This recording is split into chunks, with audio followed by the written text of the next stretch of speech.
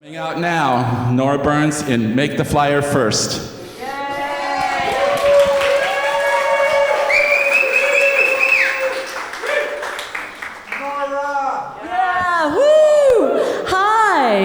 Thank you so much for coming, and thank you, Howell and Jean. And I'm going to get to Jean in a bit further down. But anyway, and this weather is so crazy. Oh my God, it's like Gilligan's Island, which always makes me say, like, look around and see who you're going to hook up with if, like, we're stuck here for a year. I tend to have that happen, like, if there's some situation where I'm like, okay, we're going to be stuck in a bunker, so I should look around, like, who am I going to, okay, that hot guy is probably going to take the hot girl, so that person around okay, anyway. All right. I wish. No, I was always Marianne. I liked Marianne. So anyway, I'm calling the show Make the Flyer First. And I really shouldn't name it because it's not really a show like Hamilton or Sunset Boulevard. It's just me talking.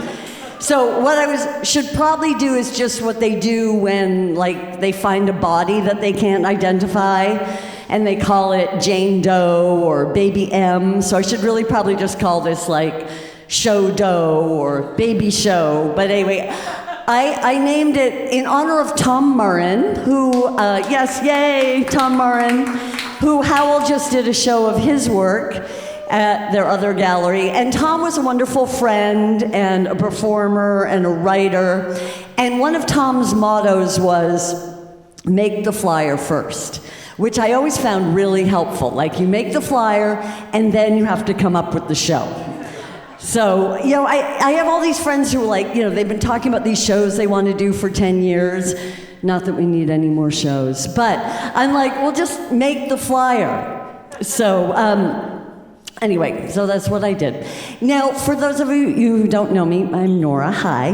And I don't usually do solo shows. I usually work with my comedy group Unitard, which is me and Mike Albo and David Ilku. And before that, I had another comedy group, the Nellie Olsons, which was also me and two funny gay guys. There's kind of a theme, fag hag. But about 10 years ago, my gays were busy, grinder. And so I was like, you know what? I'm just gonna make a solo show. Like, whatever. Not that the world needed another solo show, but I was like, I'm just gonna make a solo show. So I wrote this little solo show. It's called Honey, I'm Home. And I did it just for a few friends, and it went okay. So I was like, okay, I'll do it again.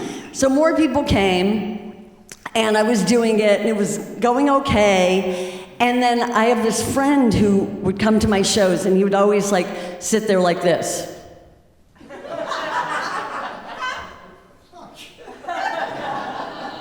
So anyway, I'm doing the show, and I'm not used to being, like, solo, like, without, funny gays behind me. And so all of a sudden, I look in the front row, and there he is, like... And it was insane. It was horrible. It was just like, I went you're not doing this. I'm just using it. I went completely blank. Like, I could not think of a thing. There was nothing in my brain. Like, I was just like, oh my God. Like, I have never had, like, nothing to say. I had nothing to say. And so I was like, okay, well, yeah, I can kill a few minutes. I'll have a little drink, and something will come to me. And the audience, they're there with you for a little bit. And then they start getting a little worried, like, maybe you've had a stroke. And then they could see, like, oh, I hadn't had a stroke. And then they're like, oh, God, did she just, like, forget her lines? And so they started getting really, like, uncomfortable. And then someone went, like, you can do it, Nora. We love you. Which is, like, fine if you're, like, 4 and it's a dance recital, but not if you're an adult with a captive audience. So, I eventually sort of, like, grasped onto something, and I struggled through it. I finished the show. And afterwards, I was like, oh my God, that was so horrible. All right, so I either never do that again, which is fine, because as I said, the world does not need any more solo shows, or I can just, like, kind of flush it through my system, find some way to do, like, an entertainment enema, and make it up. So I booked the show in LA, got as far away from the scene of the crime as I could. And so when I got to LA, I told the audience what had happened. And I said, so if anything happens and I suddenly completely can't remember what I'm saying, I want everyone just to yell, "You suck!" So I was like, okay, we're gonna practice. So I'm like, okay, and I can't remember my lines. Everyone went, "You suck!" And it was kind of great. It kind of worked. I was relaxed, and the audience felt better about everything, except of course there was the one drunk who every time I would pause or take a drink of water, he'd scream, "You suck!" So I can't really use any video from the show or clips because it really looks like the audience thinks I suck. But I just thought tonight, just because it's, oh my God, he's here. That's the guy! Oh my God! Jesus Christ, okay. Woo! You suck! Okay. I didn't think you came to my shows anymore. I took you off my list. Anyway, no, he's a really good friend. He's just creepy in the audience. Woo! Okay. Can you just scream "you suck" just to make me feel better, everyone? You suck! Thank you. Oh. Okay. Well, so anyway, on to make the flyer first. It's actually a really good life hack. I wish 30 years ago that I had made a flyer that said, Nora's successful career and savings account. And then, I would have had to come up with a successful career and savings account. But I didn't make the flyer, so it's not my fault. And it's weird because I'm old, and I'm getting to that age where my friends are retiring, and I haven't even had the job yet.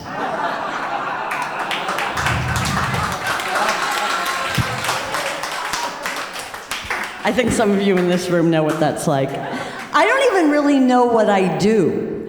I always hate those situations where you're meeting someone new and they're like, "So, what do you do?" Which, is a fine question if the answer is accountant or lawyer.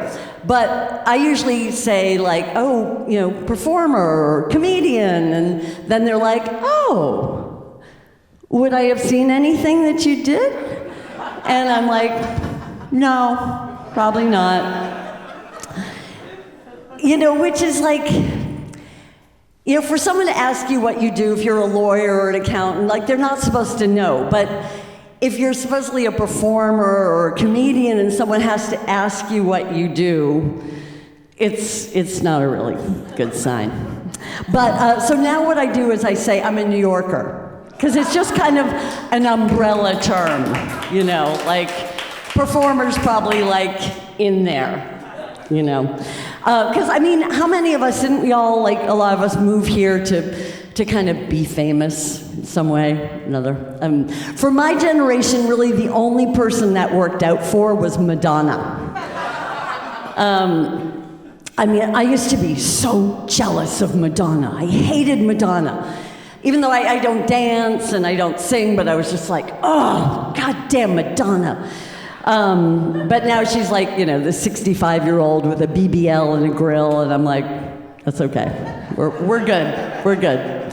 But I do think it would be really, I have a cheat sheet now, so hopefully you don't have to yell, "You suck," but just be ready, just in case. Because I might look at it and be like, "Madonna, what?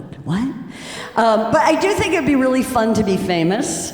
I know it's, there are drawbacks, you can't really go to the store, but there's so many perks.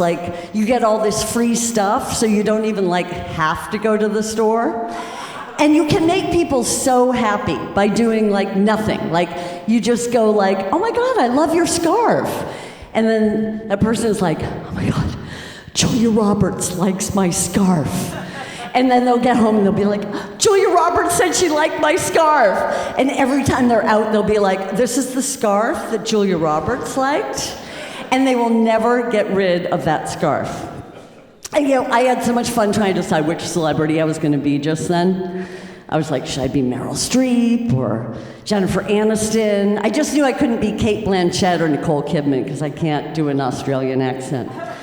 But I also think it'd be fun to be really beautiful, like that kind of beautiful that like makes people nervous. Like, I always love those interviews with models who are like, oh, I was so ugly, when I was a child. I was just tall and skinny, and everyone made fun of my shiny hair and my thick eyelashes, and they called me beanpole. I'm like, fuck you. But no, I am fascinated with beauty. Like, I have this really beautiful friend, and she told me about this thing that she would do where she was like, yeah, well, I go, when I'm at the airport, I wait really late till everyone's on the plane already, and then I go on late, and I walk in, and if I see a free seat in first class, I just sit in it. And she said, it's great. It totally works. You have to try it.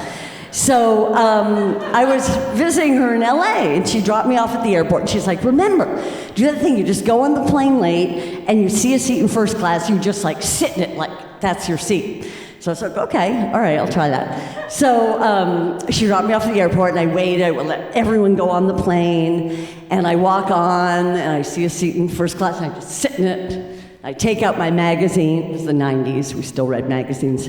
I'm reading my magazine, and I look up, and I can see the flight attendants, and they're like, what the fuck is she doing? She's not supposed to be there. Get the fuck out. Excuse me, miss. Can we see your ticket?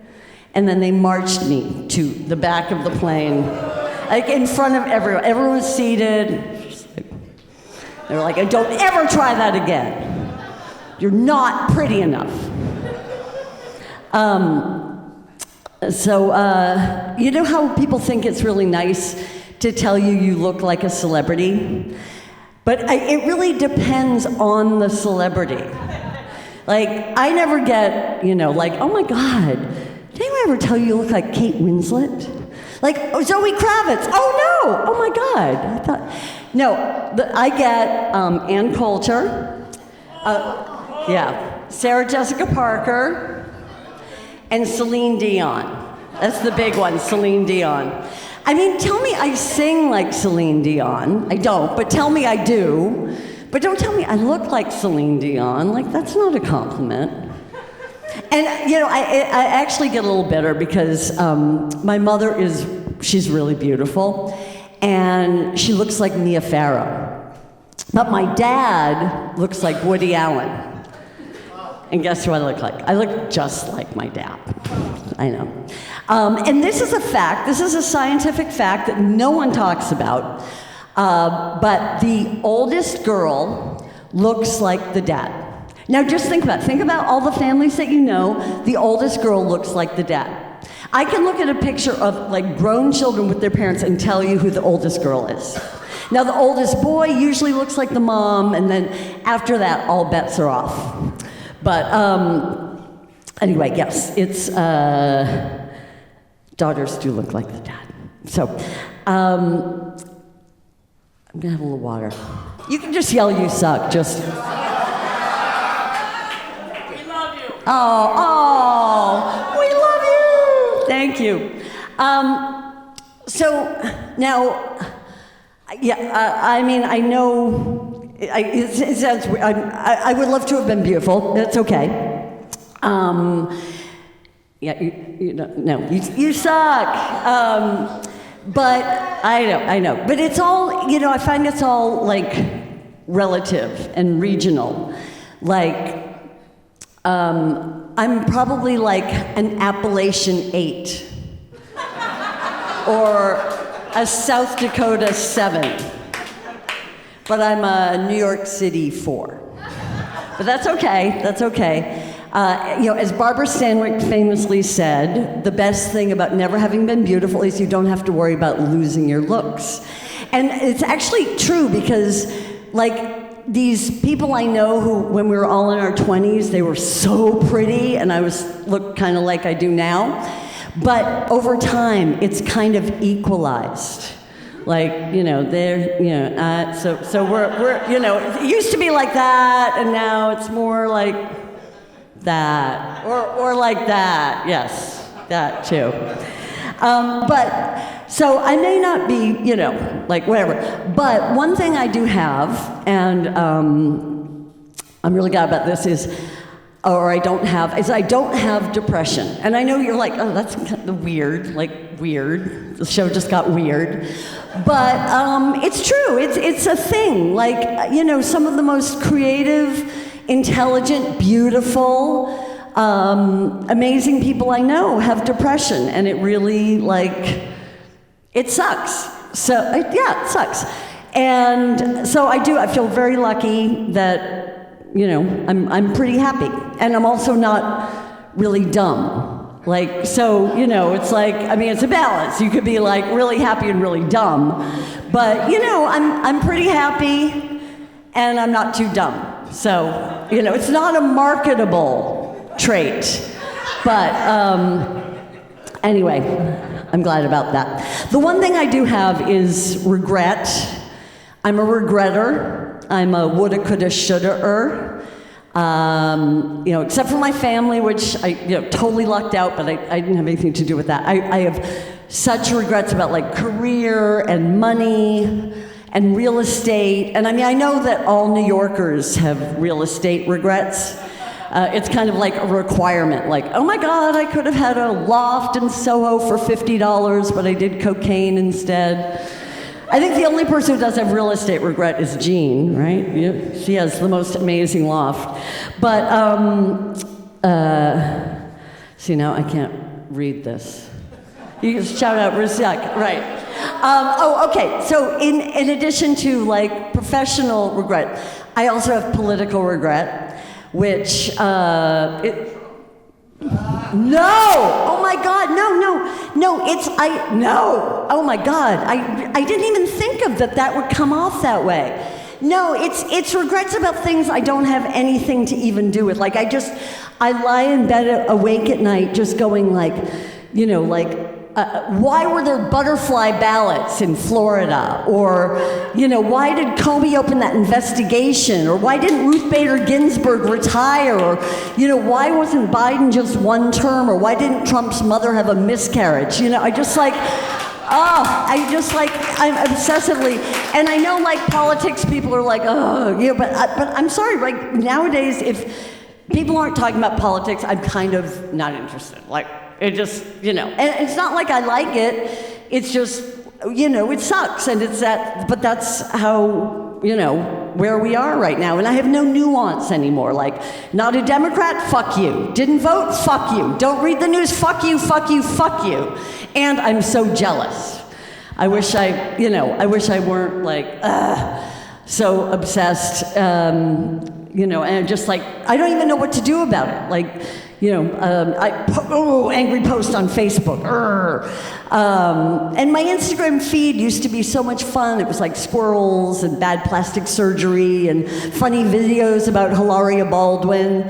And now it's just dead Palestinian children and ICE agents and people making really outraged, angry videos in their car.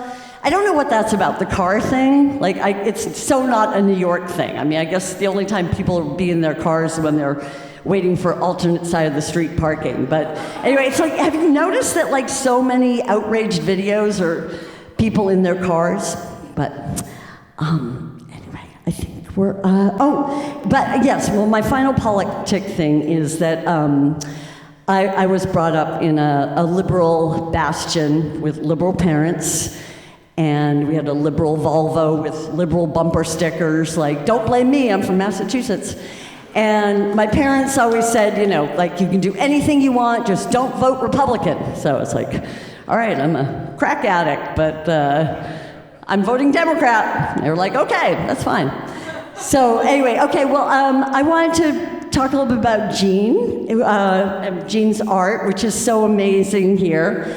And I hope you got to do the tour. Now, I met Gene in Provincetown in the early 90s, and it was a Provincetown thing. I didn't know he had this whole, like, amazing world and friends and all, this full life in New York. And, but then I found out. But, I started going to Provincetown when I was a kid, because I grew up in Massachusetts. But then it was just like, when you go someplace as a kid, it doesn't really count. Like, that was just like saltwater taffy. But the first time I really went, was in 1979 with my high school friend Francis, who was that's Francis with an I. He was this very, my very queenie friend. And he was so queenie or girly when we came to New York a couple of times in high school, and we wanted to stay at the Barbizon Hotel for women because it was really cheap, and we had this whole story like he was my chaperone. Anyway, we walked in and they were like, "Hello, ladies," and we were like, "Oh, okay." But my grandmother loved Francis. She thought we should date. My Irish Catholic, very strict grandmother. And so when I told her, because we planned this trip to Provincetown right after high school, and so I told my grandmother, I was like, "Oh, Francis and I are going to Provincetown for a few days," and she was like, "Oh, I don't know if that's proper." And I was like, "Oh, Grammy, he's gay." And she was like, "Oh, that's worse." But anyway, we went down to Provincetown for a few days, and we went to tea dance at the boat slip, and we saw Divine do Neon Woman at the Pilgrim House, and it was amazing. And then I promptly moved to New York and forgot all about Provincetown for years, because back then, like, the gays in New York didn't really go to Provincetown. I mean, I know the cool gays did, but most gays went to Fire Island, and I was more of a circuit queen, so I was always going to Fire Island. 80s, I went to Fire Island. And I didn't go back to Provincetown until 1994, when my comedy group, the Nellie Olsons, was booked to play at the Crown and Anchor. I know. And as soon as I got there, I was like, "Oh my God, this is amazing." Like, it was so funky and cool and cheap, and you could stay at like the hippie house for $100 a week, and the drag queens, all the acts were really local. Like, they were these they were hairdressers in town during the year, and they spent the winter sewing their costumes, and then they did Cher and Barbara all summer. And it was so much fun. And the Crown and Anchor was, at the time, I mean, now everything is like, crazy expensive and fancy. But then it was just this like rundown cabaret hotel that was run by this queen from Florida named Kenneth, he was this old drunk, and he just sat at the bar all day drinking. And you'd walk by and you'd be like, "Oh, hi, Kenneth." And he'd say, "Oh, hi, honey. Who are you?" And he'd be like, "Oh, I'm Nora. I'm doing the show in the cabaret." And he'd be like, "Oh, I have to go see that sometime." Another gin and tonic. And of course, he never would. And you'd have the whole same conversation the next day. But that was also the summer that I met the wonderful Sharon Ness, who became one of my best friends, and I know very dear to Jean as well. And that photograph was taken by David Armstrong, who was also a friend of mine from Boston. And I also have a photograph of Sharon, different one, by David. And they're both gone, so it's wonderful to have two friends in one photo. And then back here, this blue photo in the back is by John Dugdale, and Jean probably talked about, but John became known as the blind photographer. But when I knew him, he wasn't blind. He was this strapping hot guy who dated my friend David. And like most guys who dated my friend David, they stayed friends with me after they broke up. And John lived in this kind of cool turn-of-the-century style, with like candles and kerosene and butter churns. And he had this amazing apartment on, Cleveland Place in Little Italy, back when it had Italians, before it became Nolita. And it was this 5th floor walk-up. But at the time, he had this boyfriend who was getting sick and couldn't do all the flights of stairs, so they had to move. So he gave me the apartment. And it was totally tricked out in this turn-of-the-century style, like with a pull-chain toilet, and like the ceiling was torn out, so it went up to the rafters, And it was, hot in the summer and cold in the winter, and it leaked rain when it rained, but it was so amazing that, you didn't care. And it was $250 a month. And of course, like every apartment back then, it didn't have a bell, so when people came over, you threw out the keys in a sock. And one thing I will say about Sharon, she had this tenement in the East Village, and even after they put the intercom system in, she still would throw the keys out the window in the sock. So anyway, the building was owned by the Ferentino Oil Company, and they had an office downstairs. And, they were kind of good fellows, they sat in the office, and you'd bring them your rent and a check, and they'd be like, yeah, thanks. And, but they were, they were good guys. I think they actually sold oil because they had an oil truck, unlike the travel agency next door, which was this, this big, like, lurch-like guy in a suit who sat at this desk all day, surrounded by these posters for, like, Milano and Roma and Venezia, and I never saw anyone come in or out. So one time when we wanted to go on a trip, we were like, oh, let's go to that poor little travel agency downstairs. I never see anyone go in. So we walked in, and the guy, he looked really startled when we came in, and we were like, hi, we want to buy a ticket to Jamaica. And he was like, Jamaica. Oh. He took out the, white pages, and he was sort of looking up the number for TWA, and he tried to call them, and we were like, that's okay. We got it. We'll be good. Thank you. Never mind. And we found out it was just like some front for a money laundering thing. But, because, Little Italy back then, it was so Little Italy. Like, John Gotti would walk down the street, and there were all these social clubs and, kind of these bogus storefronts, which New York had a lot of. Like, in the East Village, there were all these, like, fake bodegas and record stores with, like, a dusty Jimmy Clift album in the, window, or an old package of Hostess cupcakes, but all they sold was heroin. And neighbors were a big thing back then, too. Like, now when you move in someplace, you're just going to be surrounded by a bunch of, like, PR girls and banker boys and NYU students. But back then, when you moved into a building, it was always really exciting to see, like, oh my God, who are my neighbors going to be? Like, there was the drug dealer in 4C, and the rocker in 2A, and the Puerto Rican family down the block, Gesundheit, and the, like, Italian lady who leaned out her window all day. So on Cleveland Place, we had, we had some artists, and we had some drunks downstairs, and a motorcycle guy, and this schizophrenic guy who'd been born in the building, who for some reason he hated me. So every time like he'd pass me, he'd be like, "Fucking cunt, cunt, fucking cunt, cunt, cunt." But he was harmless. And then there was this gay guy downstairs who borrowed the one gay porno film I was in as a comedic extra. And never gave it back. And, I was actually like testing this little thing out for a friend of mine who can't come. I was like, oh good, I'll run this through for you. And after I was done, he gave me some notes, and he was like, what was the porn film? And I was like, I don't know. I never actually got to see it, because this guy borrowed it and never gave it back. But my friend Wash West had made it, and I was like, I think it was called like Animus or something. Within 20 minutes, he sent me the still of me in this porno film. So it's out there. Okay, anyone who knows me knows this is my theme is 1979. I moved to New York in 1979. I love that year. I've been obsessed with 1979 since 1979. And my musical taste kind of stopped evolving right then. Like, I still listen, that's the music, I listen to classic disco. I've listened to classic disco since it was just disco. And like, I'm very proprietary about 1979. Like, if I hear something about 1979 and they don't mention me, I feel like I should be able to copyright 1979. Like, it should be like Nora's 1979, kind of like Ruth's Chris Steakhouse.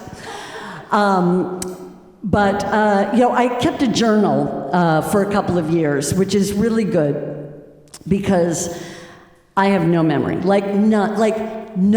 I know people say they don't have any memory. Like, I really have no memory, which it actually makes me a very good person to tell secrets to, because like you can tell me some crazy story that you wouldn't tell anyone, and I am listening. Because I love gossip and dirt and dish, and so I am listening. I'm like, oh my God, really? What? He did what? You're kidding! Oh my God, that's insane! Wow! And then the next day, I won't remember a word you told me, and I might not even remember you.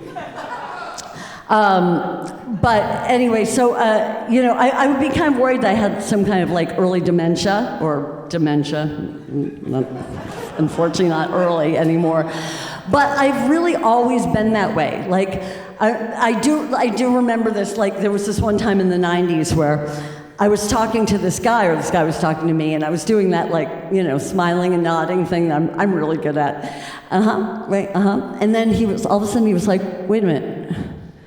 You don't remember me, do you? And I was like, no. And he was like, oh my God. Literally, a month ago, we went through this exact same thing, and I told you who I was, and I can't believe you don't remember me. I was like, I didn't even remember that. Like, and I don't even now remember who that was. Like, he could be in this room right now. I wouldn't know. But the worst was back, in the 90s, I was in this dyke bar in LA, and this big Asian lesbian came up, and she was like, oh, hi, Nora, and I went, oh, hi, and nodding and smiling, and so we're talking. She was like, Nora, it's Candy. I was like, yeah, I know. Thinking, if I had ever known a big Asian dyke named Candy, I would remember that. So anyway, so we talked for a little while, and then she kind of walks away looking a little kind of miffed. And then a couple months later, I just happened to be going through that journal, and it was like, went to the movies with Candy. Candy and I went to a party together. Spent the weekend with Candy. Candy is my best friend. So anyway, bad. It's bad. But anyway, so I'm very glad that I have my journal, and I also have lots of photos and letters, and it makes me really sad because I don't think anyone born after the year 2000 even knows how to write a letter. I know I sound very like, get off my lawn and write a letter, but I have this really sweet postman, and I feel so sorry for him because he has no letters to bring. He'll bring me like a Brad Lander flyer or something, but like there are no letters anymore. So I try to write letters to keep him busy. And I also love stamps. I love going to the post office and buying stamps. I have Underground Railroad stamps and Betty White stamps and Gwen Eiffel stamps. And so I try to write letters to keep the post office in business and keep my mailman busy. And also I want to say, cabs. The kids do not know how to hail a cab anymore. It's really sad. It makes me really sad because I see all these taxis with these like vacant signs, and the kids are everyone's just like ordering their cars. And it's not even like cabs are that much more expensive, but like if we don't hail them, they'll go away and then they won't be there to hail. And it's just like, it makes me so sad. So I'm rallying against taxi evasion. Get it? All right, well, thank you so much for coming. I just wanted to leave you with one final thought, kind of a life hack. Bay leaves. Bay leaves are bullshit. Bay leaves are a total scam. No one is ever going to know whether you've put 2 bay leaves in your soup. So I just saved you all $4.75. Anyway, thank you for coming. Thank you, Jean and Howell. And just remember, if there's anything you ever wanted to do, make the